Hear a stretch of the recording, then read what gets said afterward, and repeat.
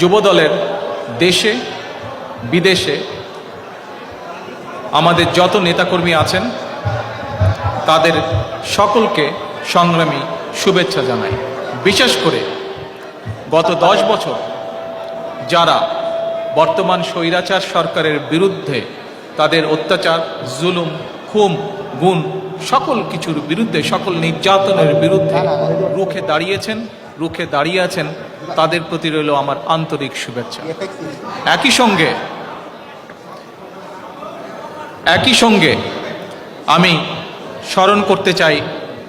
আমার যুব দলের সেই সকল নেতাকর্মীকে যারা বিভিন্ন সময়, বিশেষ করে বর্তমান স্বৈরাচারের গত 10 বছর ধরে বর্তমান স্বৈরাচারের বিরুদ্ধে আন্দোলনের সময় শহীদ হয়েছেন, যারা নির্যাতিত হয়েছেন, পঙ্গুত্ব বরণ করেছেন, জেল জুলুমের শিকার হয়েছেন, তাদের সকলকে আমি শ্রদ্ধাভরে